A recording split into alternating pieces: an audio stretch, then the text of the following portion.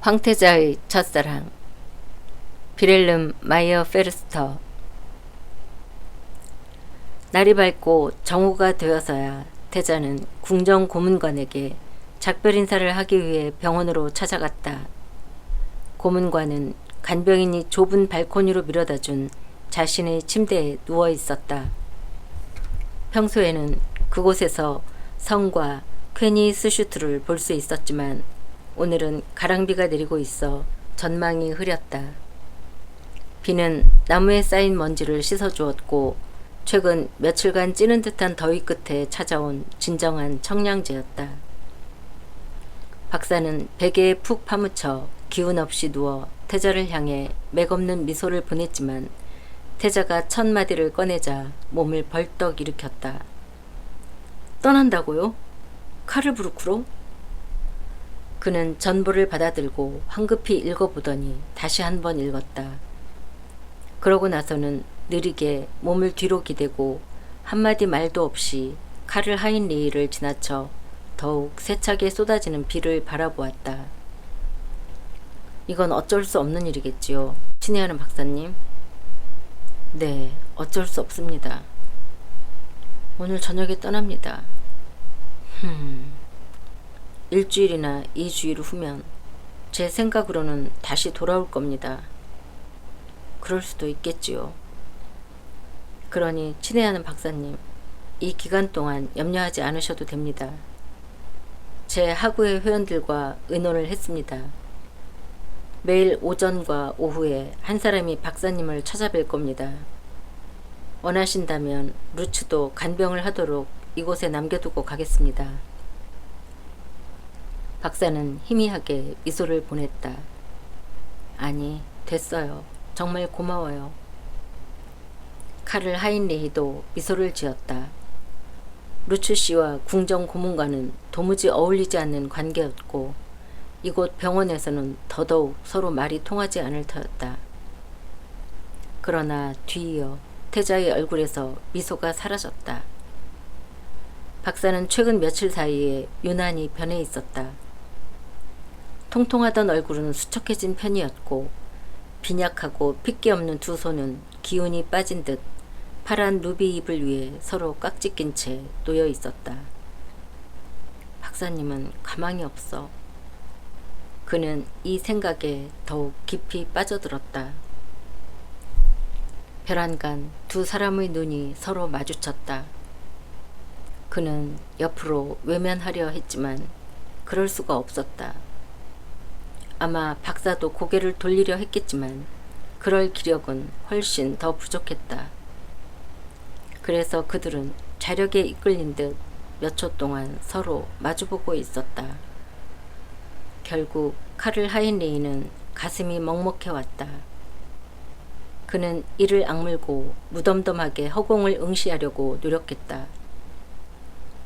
그때 그는 아주 멀리서 울려오는 것 같은 박사의 말소리를 들었다. 카를 하인리히, 조금 이르든 늦든 그건 그리 중요한 게 아니야. 작별을 하기에 이곳보다 더 멋진 곳도 없을 것 같구나. 이 정도에서 만족하기 위해 시인이 되어야 할 필요는 없지. 세상을 하직할 때는 아주 조용할 거야. 너에 관해 얘기하는 편이 더 나을 것 같구나. 카를 하인츠, 넌 한두 주 후에 다시 돌아올 거라고 말했고 그럴 가능성은 있어. 그러나 네가 돌아오지 못할 가능성도 있지. 젊음을 소중히 간직하거라, 카를 하인리히. 그게 내가 너에게 바라는 전부다. 지금 이 상태로 남아있고 만약 그들이 널 다르게 변화시키려 한다면 다들 그렇게 하려 들 거야. 거기에 맞서 싸워라. 젊은 기상을 지닌 그런 사람으로 남아야 한다, 카를 하인츠. 어쩌면 언젠가 네가 이 하이델베르크에서 보낸 날들과 나를 오늘과는 다른 감정으로 떠올릴 시기가 올지도 모르겠구나. 어쩌면 경멸하거나 심지어 분노를 느낄지도 몰라. 그럴 때 너는 스스로 말할 거야. 나는 그때 사람들 속으로 그렇게 깊이 빠져들지 말았어야 했어. 그리고 나의 위험을 그와는 다른 식으로 지켜야만 했어. 그들은 다들 너에게 과연 옳은 말씀이라고, 그리고 이 짧은 기간은 너의 일생에서 듣기 거북한 불협화음일 뿐이라고 꾸며댈 거야. 그러나 그들이 말을 믿어서는 안 된다. 타닥타닥 일정하게 소리를 내며 떨어지는 비를 맞으며 태자는 성이 자리하고 있는 언덕을 따라 오르다가 몰켄쿠어에 도달했다. 그런 다음에도 뜻하지 않게 점점 더 높이 올라가 결국은 퀘니이스 슈트레까지 이르렀다. 길은 축축했고 전나무들 사이의 부드러운 이끼밭으로 물방울 떨어지는 소리가 마치 끊임없이 낮게 흐르는 물소리처럼 들렸다. 전방 100걸음 앞도 제대로 보이지 않았고 라인 평지 쪽의 시야는 완전히 가려져 있었다. 그러나 숲에서는 활기를 주는 신선한 공기가 흘러나와서 급히 올라오느라 지쳐있던 카를 하인리히는 가슴이 시원하게 뚫리는 기분이 들었다.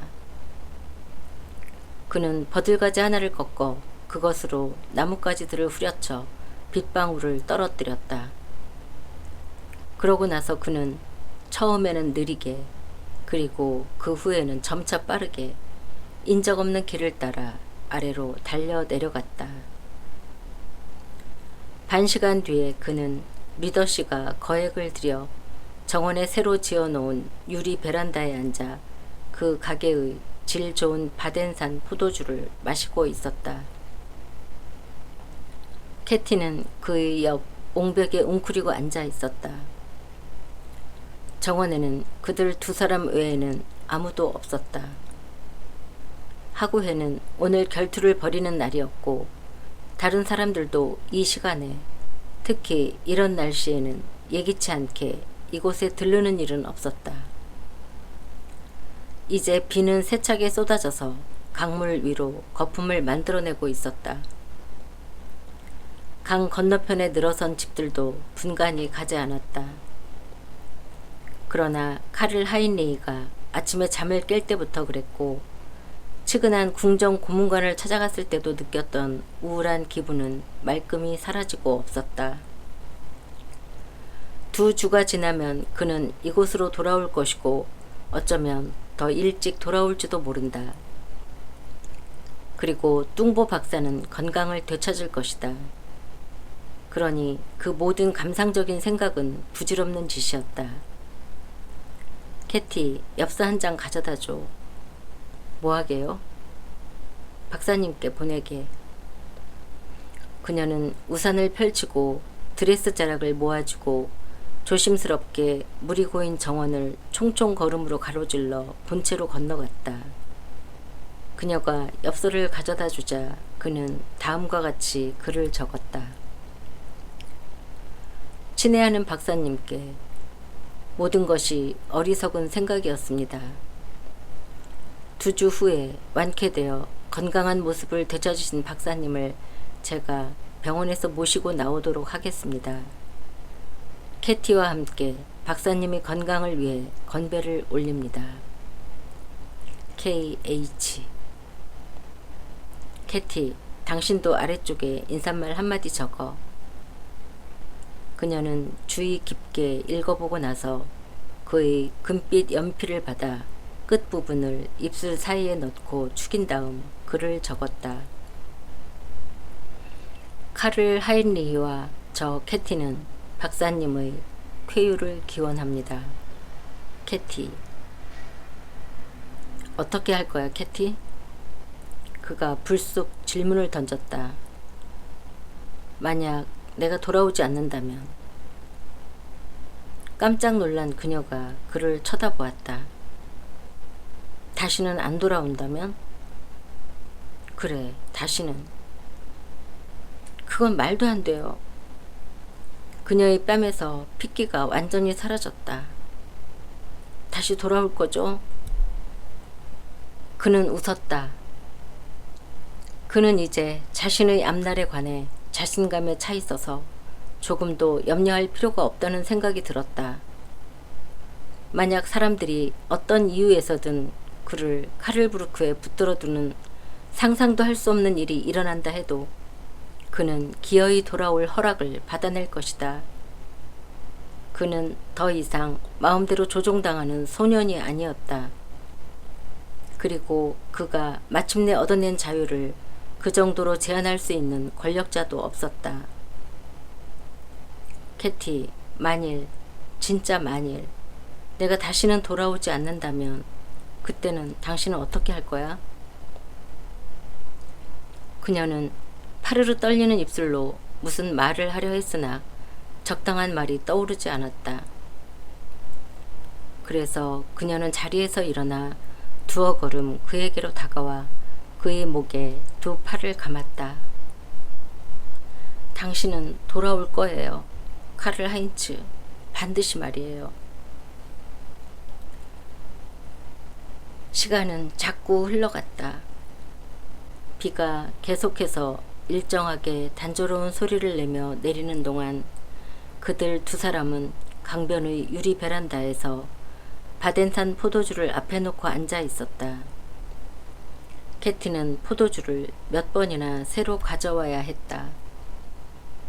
주방의 노부인들과 리더씨 자신도 때때로 유리문에 난 틈으로 안을 들여다보기는 했지만 두 사람을 방해하지는 않았다.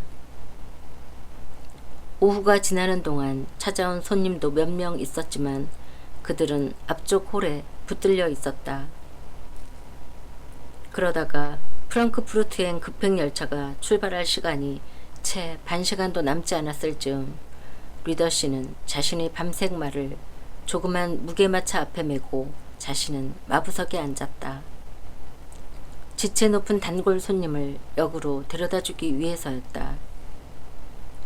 황태자를 역으로 전송하는 데 있어 이보다 격식에 어울리지 않는 경우도 없었다.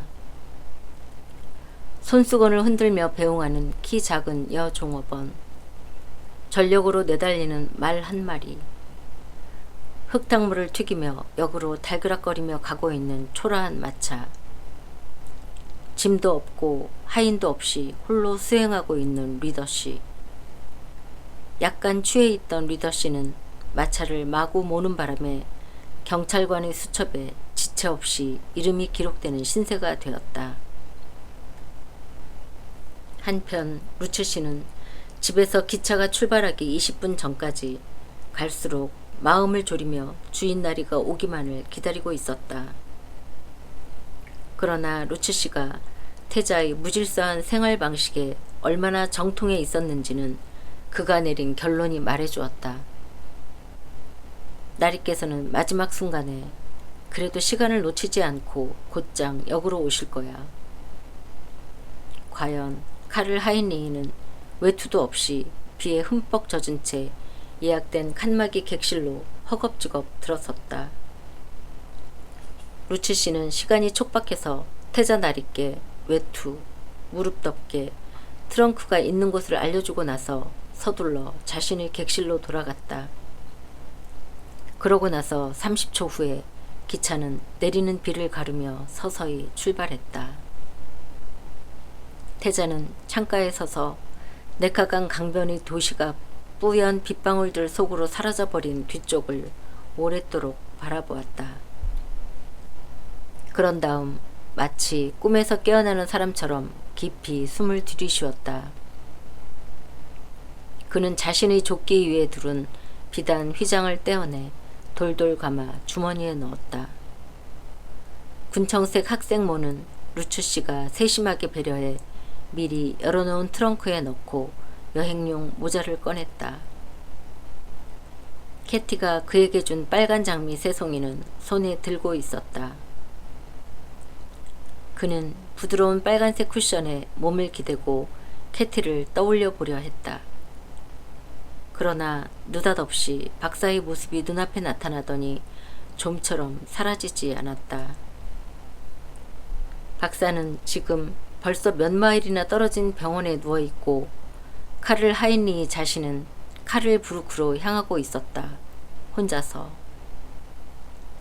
석 달 전에 그들은 함께 바로 이 코스를 거쳐 하이델베르크로 왔었다. 함께. 캐티, 박사, 하구의 회원들, 이들 모두와 그는 함께 지냈었다. 늘 유쾌하게, 늘 함께. 지금 그는 혼자였다. 의전관을 비롯해 여러 시종장과 2명의 부관이 역에 나와 있었다. 황태자 저하에게 어울리는 엄숙한 영접이었다. 하인들은 실크 해트를 바지 솔기에 바짝 대고 서 있었고 줄지어 늘어선 하인들 뒤편 좌우로 호기심 많은 군중이 몰려들었다. 역에 나와 있던 사람들의 수는 많았다. 이들이 대공전하의 병세와 관련해 갈수록 암울해지는 관보 소식 때문에 신경을 곤두세우고 있었던 것은 납득이 가는 일이었다. 황태자가 도착했단 말이지. 사람들이 전보로 급히 불렀대. 어쩌면 황태자가 며칠 내에 군주가 될지도 몰라. 사람들은 만세를 외치지 않았다. 그것은 이 엄숙한 시간에는 어울리지 않는 일일 것이다.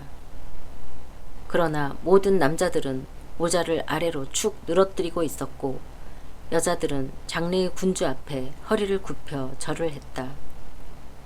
바깥의 역 광장에도 사람들이 빽빽이 몰려 서 있었고 성까지 이르는 길 전체를 따라 끊이지 않는 인간띠가 늘어서서 다들 묵묵히 인사를 올렸다.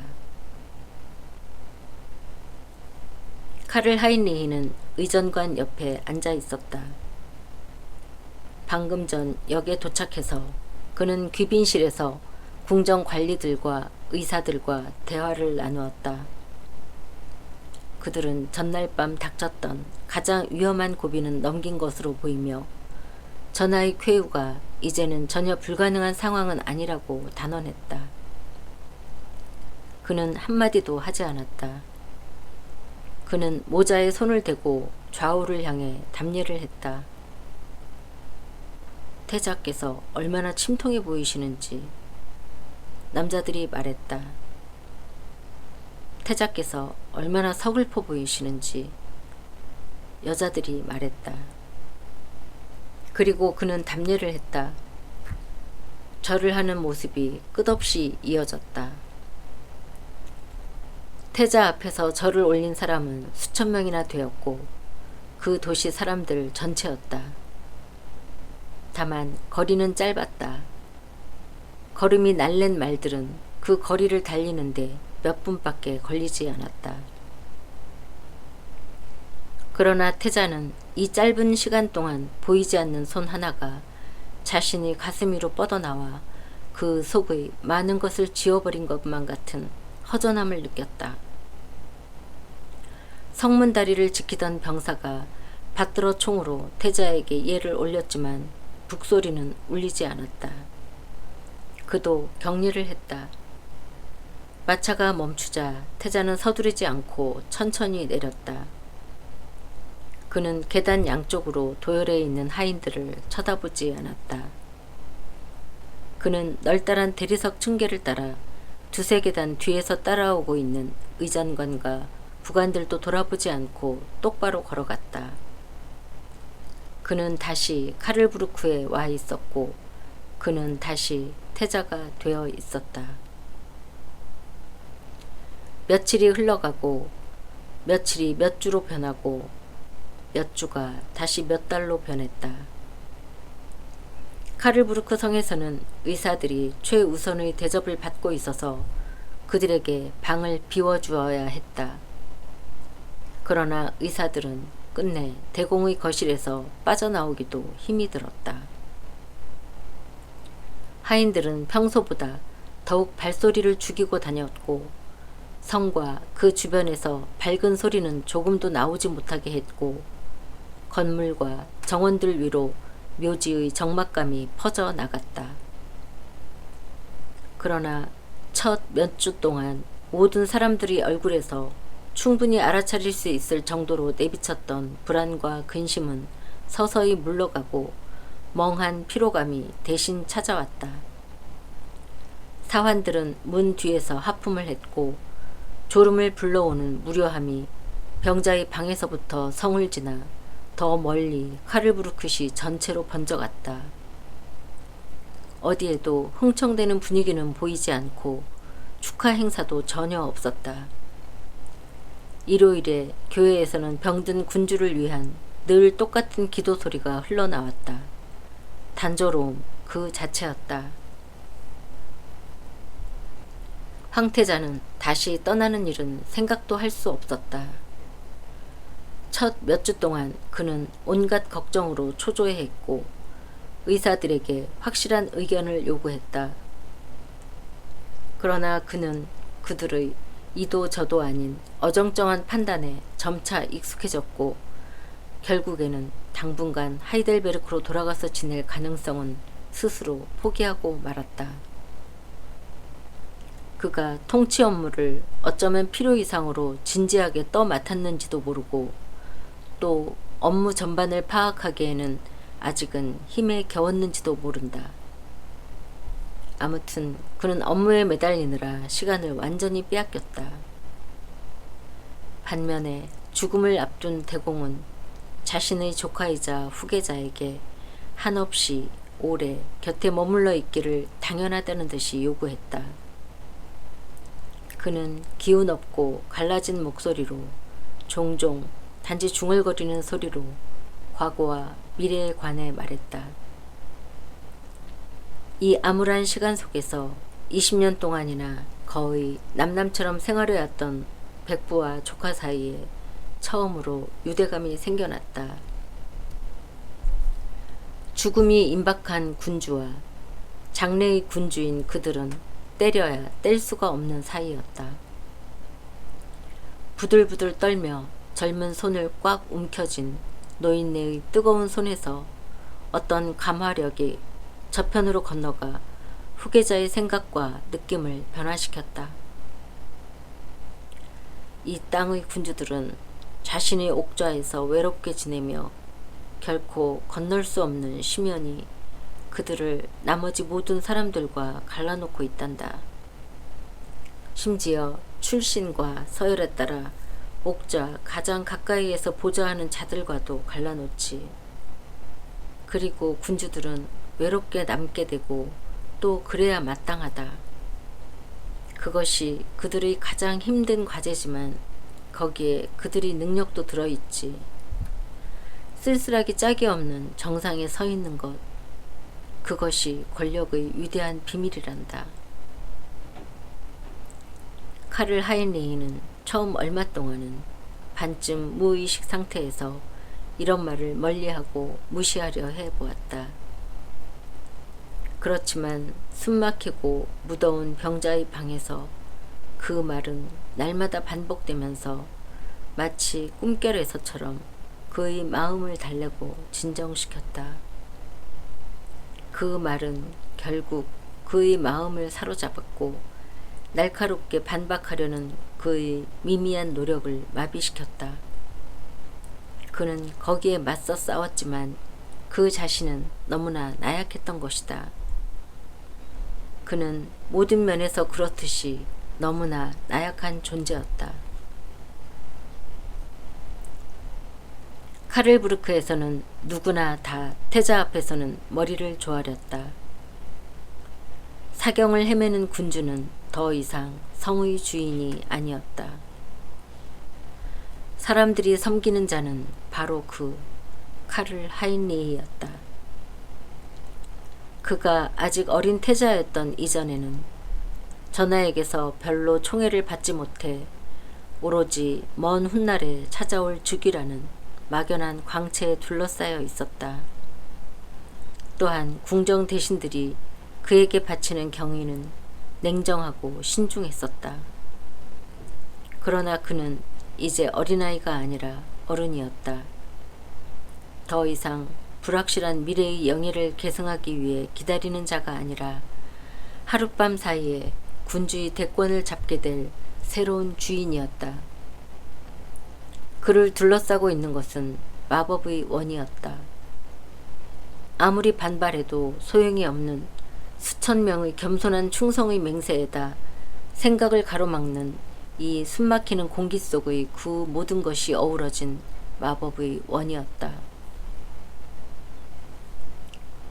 이런 식으로 몇 달이 흘러갔다. 가을이 되고 겨울이 되고 봄이 왔다.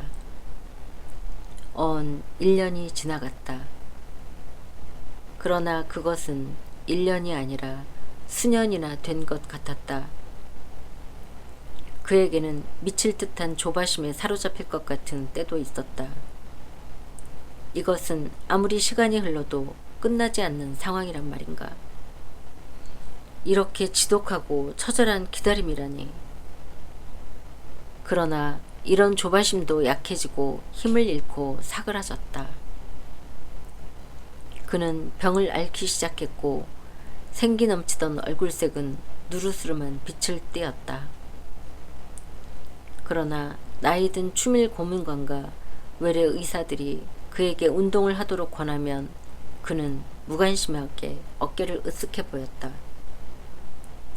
저는 아무 이상 없어요. 저는 병들지 않았어요. 그의 집무용 책상에는 하이델베르크에서 가져온 군청색 학생모와 삼색 비단 휘장이 놓여 있었고 그 옆에는 시들어 말라버린 장미꽃 새송이가 있었다. 이것들이 당시를 떠올리게 해주는 유일한 기념물이었다. 하이델베르크, 그 시절을 떠올리면 그의 가슴 주위가 마치 청동 죬새처럼 조여와 그를 금방이라도 질식시킬 것만 같았다. 지난 일이야. 사라졌어, 영원히. 태자는 간혹 루츠와 하이델베르크에 관해 얘기를 나누려고 해보았다. 태자는 그 남자에게 호감이 가지는 않았지만 그를 자신의 시종으로 붙들어 두었다. 어쩌면 단지 그가 그 시절을 떠올리게 해주는 마지막 인물이라는 이유 때문이었는지도 모른다. 또 루츠 씨도 주인 나리를 배려해주고 하이델베르크에서의 지긋지긋했던 날들을 즐겁게 보이도록 꾸미고 그 시절의 시시한 우스갯소리를 다시 꺼내려고 애썼다. 그러나 그의 이야기 중 단 한 가닥도 진실하고 다정하게 들리지 않았고 그 시절의 정겨웠던 모습은 억지로 짜낸 그의 농담 속에서 일그러지고 찌푸려진 인상으로 변했다. 이런 일을 제외하고는 루츠 씨는 현재 궁정에서 가장 행복한 사람이었다. 그가 그 끔찍한 시절을 참을성 있게 견뎌낸 것이 찬란한 결실을 거두었던 것이다. 그는 벌써부터 하인들이 높이 떠받들며 쩔쩔매는 전도 유망한 남자였다. 아직은 대공전하의 시종이 함부로 다가서기 힘든 엄한 얼굴을 하고 궁정을 돌아다니고 있었다. 그렇지만 그가 모시는 군주의 날들은 얼마 남지 않았고 새로 떠오르는 별은 루츠였다. 그리고 카를 하인리의 기억 속에서 하이델베르크 시절은 이제는 실감이 나지 않는 동화처럼 서서히 빛을 잃어가고 있는 반면 루츠 씨에게는 그 대학 도시의 모습이 갈수록 아름답게 바뀌어 갔다. 이전에 그는 그곳에서 아무렇게나 행동했고 비참하게 지냈고 불쾌한 일도 많이 겪었지만 그래도 역시 멋진 추억이었다. 그는 주방장에게 신나는 연애 모험, 술을 마시며 지새운 밤들, 점잖은 신사로서 비밀에 붙여야 할 온갖 종류의 사건들에 관한 이야기를 그럴듯하게 들려줄 수 있었다. 이 하이델베르크가 오늘날의 루츠 씨에게 성공을 안겨주었고 그도 그 은혜를 모르지는 않았다. 그런데 궁정 고문관은 이번 겨울이 끝나면서부터 이미 하이델베르크의 무덤 속에 묻혀 있었다. 병원 원장이 경의를 표하는 적절한 형식을 갖춰 태자에게 통지한 부고는 카를 하인리히에게 전혀 뜻밖의 소식은 아니었지만 그래도 믿을 수 없을 것만 같았다. 그러나 태자는 깊은 슬픔을 느끼면서도 박사가 1년 전에 죽었더라면 자신이 더 깊은, 한없이 깊은 충격을 받았으리라는 씁쓸한 기분이 들었다. 삶이 그들 두 사람을 다시 한번 만나게 해주었다 해도 그들은 더 이상 서로 마음이 통하지 않았을 것이다. 그는 그것을 분명하게 느꼈다. 그는 한때 몹시도 좋아했지만 자신과 너무나 멀어져서 비록 살아있다 해도 이전과 같은 느낌은 가지기 힘든 누군가가 죽은 듯한 기분이 들었다.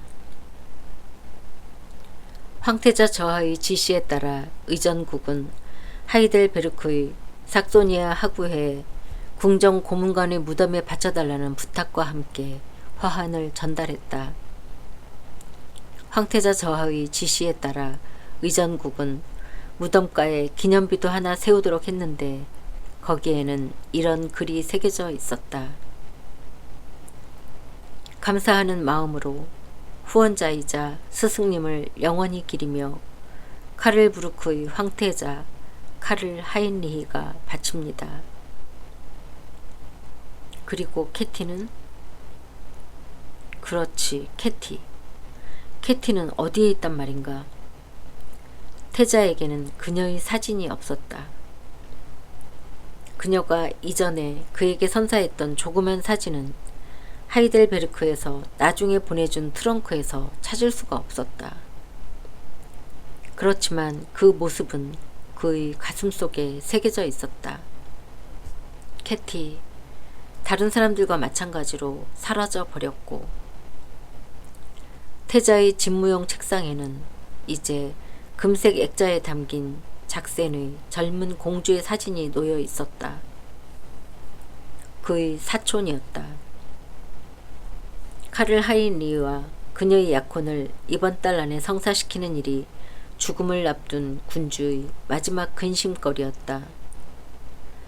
사진은 생기 도는 눈을 가진 고상한 얼굴과 날씬하고 당당한 체격의 한 여인의 모습을 보여주고 있었다. 카를 하인리히는 그녀를 거절하지 않았고 그 아름다운 공주도 그를 불만스럽게 여기지 않았다. 그녀는 장래의 군주보다 나이가 1살 더 많았고 두 사람은 어린 시절에 함께 놀이를 한 적도 있었다.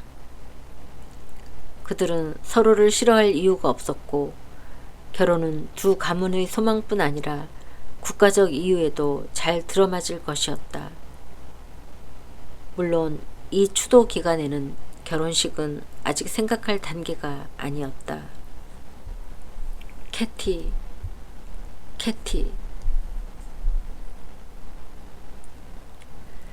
대공은 마리엔부르크의 오래된 궁정 납골당에 영원히 잠들어 있고 카를부르크 성의 주인은 카를 하인리히였다.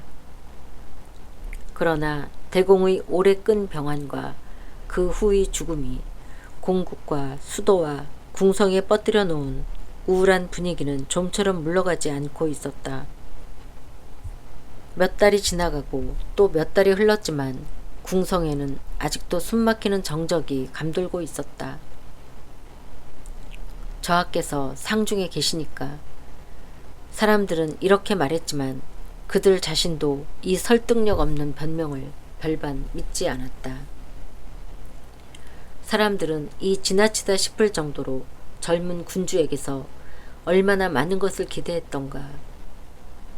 신나는 축제와 유쾌한 웃음, 그리고 활기를 잃은 궁정과 시내에 마침내 흥겨운 분위기를 불러올 신선한 바람, 외국 군주들의 방문, 무도회, 궁정 사냥대회, 새 시청 홀에서 벌어질 시민 무도회, 연극 후원회.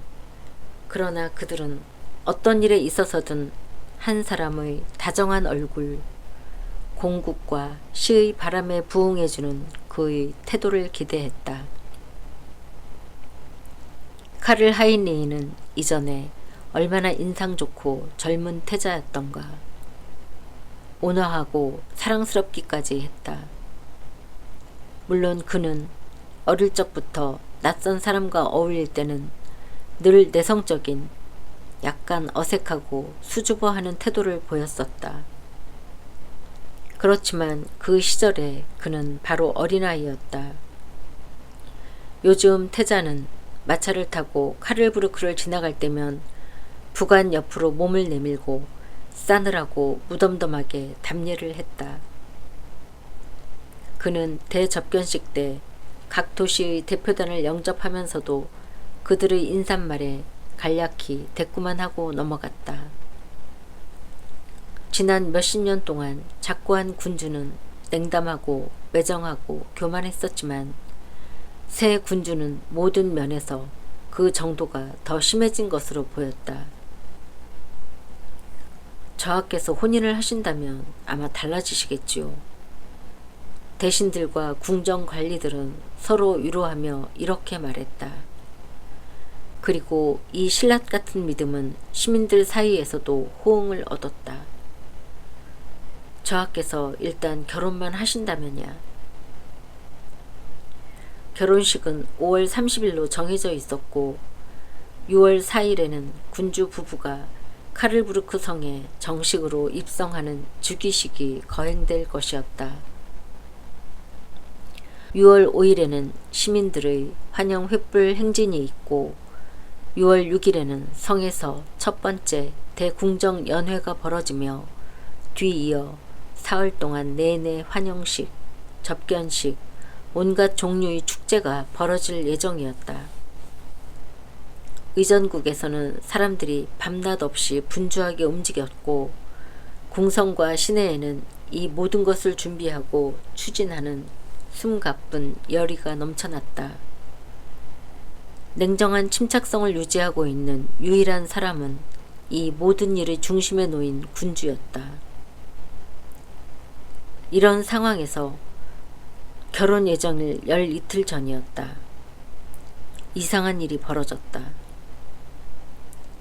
이 일은 나중에 어떤 특별한 결과를 불러오지는 않았지만 며칠 동안이나 모든 사람들을 긴장에서 벗어나지 못하게 만들었다. 아주 오래된 프로코트와 마찬가지로 오래된 실크 해트를 쓴 어떤 이상한 사람의 청원이 하인들을 통해 당직 시종장에게, 시종장을 통해 의전관 각하에게 전달되었다. 그 사람은 대단히 의례에 맞지 않는 방식으로 성에 접근하려 했고 저하께 말씀드릴 것이 있다는 주장을 굽히지 않았다.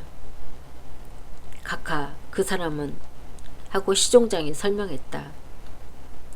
이름이 켈러만으로 하이델베르크에서 왔다고 합니다. 그는 저하께 부탁드릴 일이 있다고 주장합니다. 저하께서 당시에 하이델베르크에서 그 부탁을 들어주겠다고 단단히 약속했다고 합니다.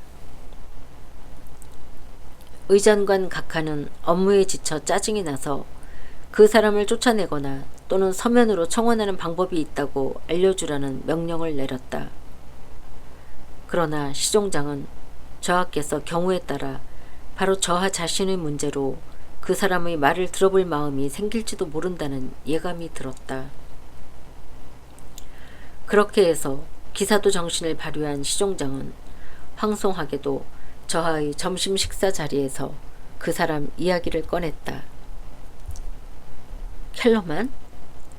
그렇습니다, 저하. 켈러만이라는 사람입니다. 하이델베르크에서 왔다고요? 하이델베르크라고 했습니다, 저하. 좋아요. 그 사람을 나에게 데려오시오. 식사를 마친 후에. 군주는 돌처럼 굳은 표정으로 서두르는 기미도 전혀 없이 침착하게 식사를 마쳤다. 하지만 그의 내면에서는 기억들이 폭풍처럼 날뛰고 있었다. 켈러만, 하이델베르크, 그 시절의 한 사람, 마침내 그 시절의 한 사람이 나타났군. 비록 켈러만에 지나지 않는다 해도 지지리도 가난했던 켈러만. 그는 냉담하고 무관심하게 고관들과 작별을 했지만 그 후 자신이 서재로 건너와 책상 서랍을 열어보았다. 거기에 든 것은 삼색 휘장과 학생모와 꽃. 대기실의 하인들은 서로를 쳐다보고 고개를 갸웃거렸다. 그들은 또다시 서로를 쳐다보며 머리를 흔들었다. 2시간 전부터 웬 낯선 손님이 안쪽 저하 곁에 눌러앉아 다시는 나오지 않고 있었던 것이다. 그들이 안을 들여다볼 수만 있었다면 달아빠진 프로코트를 입은 그 늙은이는 저하의 가죽 소파에 앉아있고 반면에 군주는 그 노인의 어깨에 손을 올려놓고 몸을 바짝 숙이고서 입술을 실룩이며 미소를 지으려 하고 있었다. 그들이 그 모습을 볼 수만 있었다면 이 사람 켈러만, 이 사람이 술 저장고 감독이 되길 원하다니. 내가 그에게 약속했던 말을 잊지 않았어. 이 사람은 하이델베르크에서 각별히 찾아왔고 프로코트와 실크 해트도 챙겨 입었어. 자네 모습을 보여주게. 켈러만 얼마나 어색해 보이는지. 그는 웃었다. 몇 년 만에 처음으로. 그래요, 켈러만. 브라보.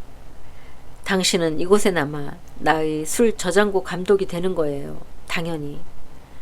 그러나 당신은 배도 고프고 무엇보다 목이 컬컬할 거예요. 먼 길을 왔으니까요. 언제 도착한 건가요? 그가 배를 눌렀다. 포도주와 여기 이분이 먹을 것을 좀 가져오게. 그래, 이곳으로. 조금도 주저하지 말고. 군주는 방안을 2번이나 왔다 갔다 하더니 다시 멈춰서서 말했다. 날 쳐다봐요, 켈러만. 내가 아직 기억나나요? 당신은 날 알아볼 수 있었나요? 오, 물론입니다. 정말? 그랬나요? 그는 더 이상 웃지 않았다. 그는 잠시 2 손을 펴서 관자놀이에 갖다 대고 물끄러미 발치를 내려다보았다. 2년이나 지났어요. 그러니 사람은 변해요. 2년 동안 많은 일들이 일어나니까요. 얼마 후 그가 기운 없이 고개를 들었다. 켈러만이 약간 불안하게 머뭇거리며 어떤 질문을 했었기 때문이다. 당신 부인도 데려와도 좋으냐고요? 당연히 그래야죠. 그러나 켈러만, 하이델베르크에서처럼 내 빨래는 더 이상 맡을 수 없어요. 아니면 그럴 수 있다고 생각했나요? 그가 다시 미소를 지었고 켈러만 씨도 마찬가지로 희미하게 웃었다. 이제 말해줘요, 켈러만. 이게 가장 중요한 일이에요. 하이델베르크에 관해서, 그 모든 것에 관해. 그러나 이야기는 힘들게 진척되었다. 켈러만 씨는 스스로 나서서는 어떤 것도 말해주는 법이 없었다. 그는 질문을 해달라고 요구했다. 모든 질문을 정확히 표현해 주기를 원했고 거기에 대답을 하고 나서야 새로운 질문의 답변에 나섰다. 그는 마치 사람들이 힘들게 여기저기서 찾아 모으는 작업을 통해 어떤 사실을 깨닫게 되는 오래된 연대기 같았다. 그러나 한 가지 면에서는 그가 이 오래된 연대기 기록보다 더 뛰어났다. 그는 더 믿을만 했으며 어떤 대답도 빼먹지 않았다. 그렇다. 빌츠는 아직도 삭소니아에서 활동하고 있고 부활절에 치른 시험에서 떨어진 키 작은 하머 슈미트도 마찬가지다. 그리고 폰 반진 씨도 있는데 그는 하이델베르크에서 가장 뛰어난 펜싱 선수가 되었고 그 검수를 위해 독일 대학에서 공부하는 기간을 계속해서 연장하고 있다. 그리고 나머지 사람들은 모두 떠났고 대부분은 오래전에 떠났다. 에른스트 폰 하이덴라이히는요? 베를린으로 갔어요. 프란치우스는 베를린으로. 그리고 뚱보 쿠르트 엥헬브레이트는요? 켈러만 씨는 심각한 표정을 짓더니 살짝 낮춘 목소리로 말했다. 해외로, 미국으로 갔어요. 그러니 하이델베르크에 아직 남아있는 사람은 3명 뿐이었다. 당시에 앞날은 결코 생각해보지 않고 언제까지나 함께 남을 것처럼 빈둥거리며 지냈던 그 흥겨운 무리 중에서 마지막으로 남은 3사람이었다. 나머지는 사방으로 뿔뿔이 흩어져 버렸다. 하인이 포도주와 음식을 차려오자 켈러만 씨는 별로 점잖 빼지 않고 받아들였다. 음식을 먹은 다음 그는 오래 중단되었던 이야기를 새롭게 시작해야 했다. 궁정 고문관은 어디에 묻혔는지, 켈러만 자신은 그 무덤을 찾아가 보았는지 질문이 이어졌다. 지금은 누가 되르펠 부인 댁에서 지내고 있는가? 아직도 대학생들은 오전에 매번 낮술을 마시러 성으로 가는가? 매주 월요일이 되면 당시처럼 네카강 강변의 슈타이나흐로 가는가? 루시는 아직도 펜싱 교관으로 지내는가? 결투는 어떻게 돌아가는가? 하구의 회원들은 하이델베르크 시내에서 결투를 하는가? 아니면 시골 마을에서 하는가? 그러고 나서 마지막 질문이 나왔다. 캐티 양은 뭘 하고 있나요? 캐티요? 리더 음식점에서 일하던 여자였죠 아마? 군주는 목소리가 제대로 나오지 않았고 이 질문을 하면서는 얼굴이 새빨개졌다. 그러나 켈러만 씨는 그런 난처함은 조금도 알아차리지 못하고서 태연하게 알려주었다. 아, 그 여자? 네, 아직 그곳에 있습니다. 리더 음식점에요? 네, 리더 음식점에요. 그리고 그러면 그녀는 잘 지내고 있나요? 그런대로 잘 지냅니다. 그녀가 아직 그곳에 있단 말인가요? 이전과 똑같이? 만약 리더 음식점으로 간다면 그러면 지금도 그녀를 만날 수 있나요? 당연하죠. 카를 하인리히는 아치형 창문이 달린 벽 우묵한 곳으로 다가가 밖을 내다보았다. 그는 정원의 보리수가 늘어선 널따란 길 사이로 파란 하늘을 배경으로 끝없이 뻗어있는 들판을 바라보았다. 아래쪽 넓은 해자 앞의 성벽에는 라일락꽃이 흐드러지게 피어 있었다. 물 위에서는 제비들이 쏜살같이 지나갔고 종종 창에 바짝 붙어 스쳐가기도 했다. 그는 자그마치 2년 동안 그 즐거운 세상에서 멀리 떨어진 이곳에서 외롭게 지냈다. 이곳은 좀처럼 죽지 않고 서서히 굳어져가는 두 손으로 그를 단단히 움켜쥐고 있던 비통한 병자의 거처였다. 너무나 소중했던 2년. 그 기간은 그가 행복하게 보낼 수도 있었던 2년이었다. 그 2년이 그에게는 수십 년처럼 여겨졌다. 그 수십 년 너머에 그의 짧았던 청춘이 놓여 있었다. 별로 생각해보지도 않았고 거의 잊어버린 청춘이었다. 잊어버리다니, 참으로 나약한 영혼을 가진 사람들처럼 잊어버리다니. 하이델베르크, 하구회, 캐티, 이것들은 까마득하고 꿈결 같은 기억으로 변해버렸다. 그런데 이제 이 사람이 나타나 말해주다니. 더구나 그 모든 것이 아직 있으며 지금도 아직 있다고 말해주었다. 100마일이나 떨어진 하루 여정이 걸리는 저편 하이델베르크에 이 사람들이 아직도 살고 있다니. 산책을 다니고 자신의 삶을 즐기고 술을 마시고 웃고 사랑하고, 그런데 그 모든 것이 그 없이도 돌아가고 있었다.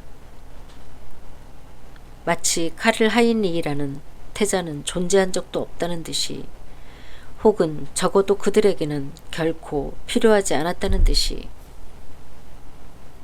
그때 방 안쪽에서 켈러만 씨의 목소리가 들려왔다. 그가 처음으로 묻지도 않았는데 말을 꺼냈다. 그는 심오한 교훈을 알려줄 것처럼, 그리고 말이 없던 지난 몇 분 동안 그것에 관해 깊이 생각해 보았다는 듯이 진지하게 느릿느릿 말했다. 하이델베르크는 더 이상 이전과 같지 않습니다. 다들 그렇게 말하고 빌츠 씨도 그렇게 말한답니다. 무엇처럼 더 이상 그렇지 않다는 건가요? 더 이상 당시처럼, 태자나리께서 그곳에 계셨을 때처럼 말이죠. 카를 하인리히의 눈이 빛났다. 그들이 그렇게 말하나요? 다들 그렇게 말한다니. 하이델베르크에서 아직도 나에 관해 얘기를 하나요, 킬러만? 아, 그럼요. 아무도 물어보지 않았나요? 그는 노인의 양 어깨를 잡고 끌어당겼다. 내가 다시 오게 될지 말이죠. 아니면 무엇 때문에 내가 다시 돌아오지 않는지 말이에요, 켈러만. 네, 물론 자주. 그리고 그 키 작은 여자, 리더 음식점에서 일하는 그 여자는요? 그 여자? 켈러만 씨는 약간 어리둥절해졌다. 그는 천천히 생각하며 기억을 더듬어 보았다. 그 여자? 그러자 문득 그의 내면에서 어떤 기억이 떠올랐다. 그의 머릿속에서 일련의 기억들이 서로 이어졌고, 반쯤 혼잣말을 하며 그는 고개를 끄덕였다. 캐티였죠? 맞아요. 그래요. 그 여자는 많이 울었어요. 친애하는 의전관님, 이 노인을 잘 보살펴 주세요. 부탁드립니다. 이 사람은 제가 하이델베르크에서 지내던 시절부터 친한 사이입니다. 이 사람이 잘 대접받았으면 합니다. 의전관은 기뻤다. 그것은 그가 저하의 입을 통해 지금껏 들었던 최초의 다정한 말이었다. 군주의 그 말은 또 얼마나 이상하게 들렸던가. 나긋나긋하다고 할 수 있을 정도의 말씨였다. 평소에 군주 주변의 모든 것을 얼어붙게 만드는 그 쌀쌀맞은 자제심은 조금도 섞여있지 않았다. 대체 무슨 일이 일어난 거야? 친애하는 의전관님이라니? 의전관 각하는 몸소 그 노인을 내빈 숙소로 안내했고, 하인들은 바삐 움직였고, 주방과 지하 저장고에서는 가장 훌륭한 음식을 내놓아야만 했다. 오, 켈러만 씨는 만족했을 거야. 그러나 무슨 일이 일어난 거야? 군주는 밤이 이슥하도록 깨어 앉아 있었다. 잊히고 사라져버린 청춘이 다시 한번 문을 두드렸고, 카를 하인리히의 지치고 돌처럼 굳어진 심장은 두근거리기 시작했다. 며칠 후면 그는 카르부르크 성으로 신부를 데려오기 위해 길을 떠날 것이다. 그리고 그 날부터 원숙한 삶을 누리는 안정적이고 신중한 시간이 시작될 것이다. 그때부터는 모든 것이 명확하고 규정되어 있고 계산되어 있었다. 그 어떤 행보와 행동도 미리 정해져 있고, 앞으로의 모든 생활은 곧게 뻗은 길이었다. 그 길을 그는 끝이 나올 때까지 계속 걸어가야 했다. 모든 시민들의 삶은 비둘비둘 갈 수도 있고 아래 위로 요동칠 수도 있었다. 그러나 군주의 삶은 앞으로 언제까지나 계산되어 있고 정확히 측정되어 있었다. 그것은 확실하면서도 단조로웠다. 지금 거기 곁에 앉아서 이렇게 말해주는 사람이 단 한 사람만 있다면. 카를 하인리, 달리 어쩔 수가 없어. 넌 이걸 견뎌내야만 해. 그를 위로해주거나 달래줄 사람, 혹은 이런.